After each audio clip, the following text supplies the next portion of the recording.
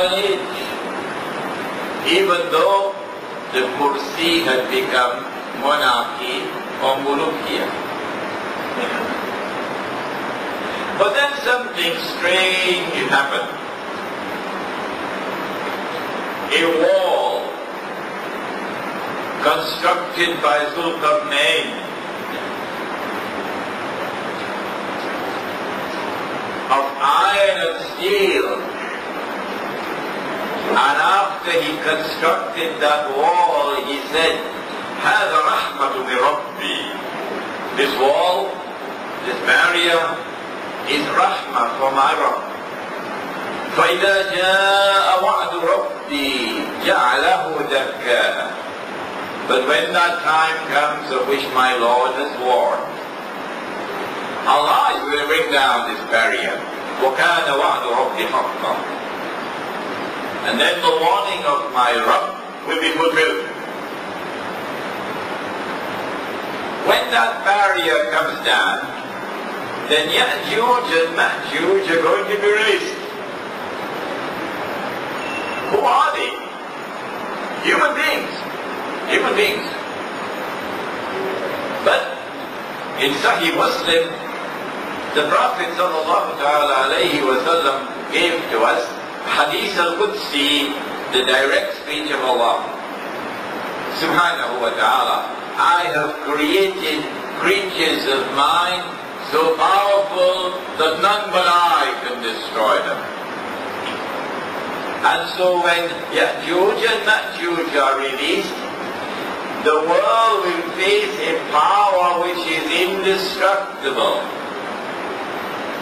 And so the Quran now tells us in Surah Al-Anbiya, which we quoted last night, that when Ya'juj and Ma'juj are released, إِذَا فُتِحَتْ يَأْجُوجُ وَمَأْجُوجُ وَهُمْ مِنْ كُلِّ حَدَبٍ يَنْسِلُونَ. They will descend from every height with their indestructible power. And so they'll take control of the world.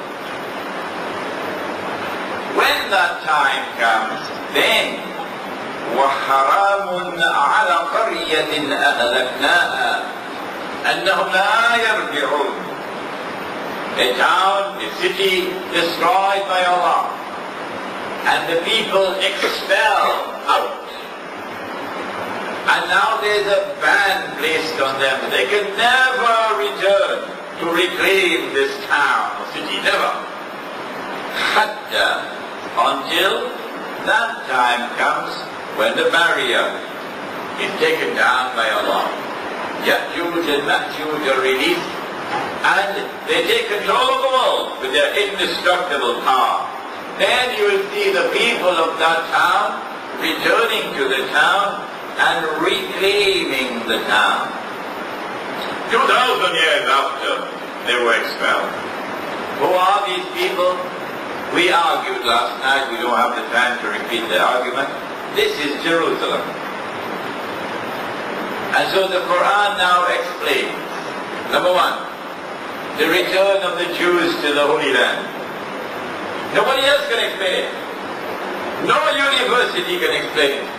No government can explain it. The Quran is explaining it. The return of the Jews to the Holy Land after 2,000 years. And the restoration of the state of Israel. In order for this to be achieved, certain obstacles had to be removed. You cannot bring the Jews back to the Holy Land and restore the state of Israel so long as there is a Khilafah. The Khalifa gives the call to jihad, and the hearts of the believers around the world will be mobilized, and the Muslim army will march from Singapore.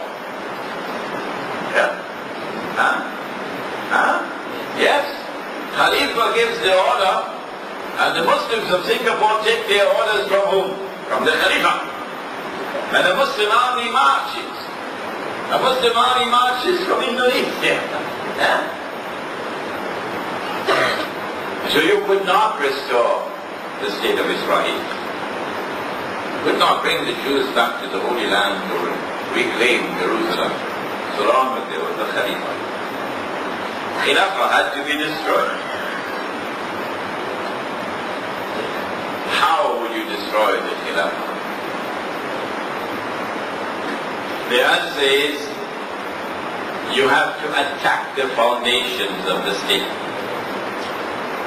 The Khilafah continued until 1924. This is Brother Luqman Landi from Australia, who now is in Indonesia doing da'wah.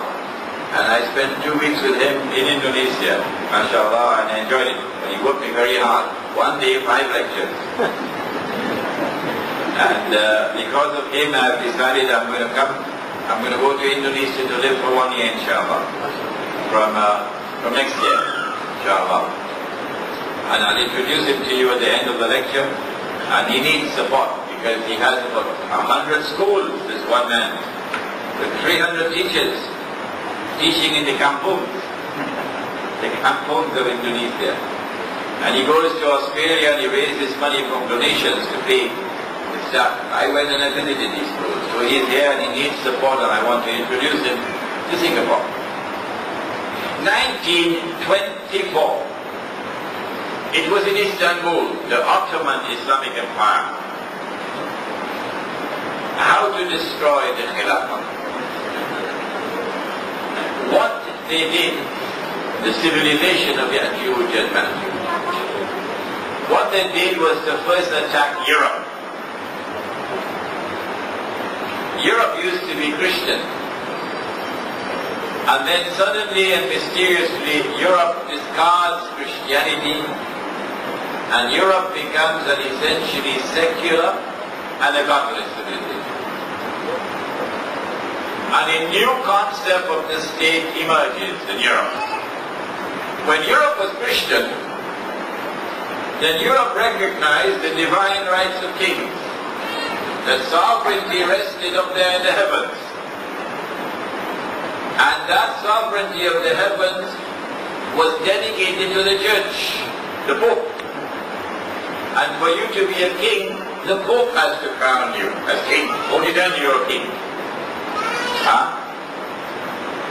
And the king had to enforce the laws given by the church.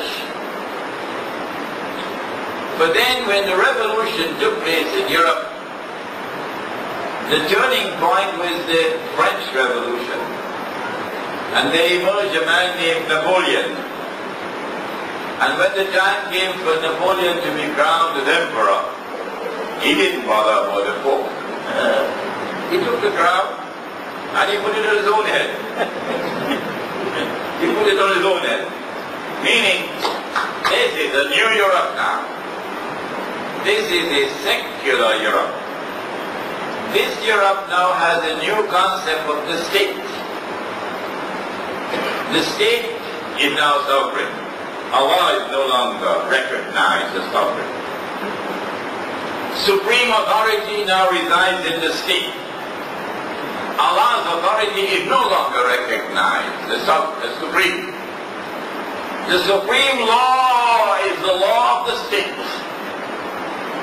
Allah's law is no longer recognized as the supreme law. Allah can make something haram, we can make it halal. We can legalize it. This is the new Europe. It is from the top to the bottom, built on shirk. You have to be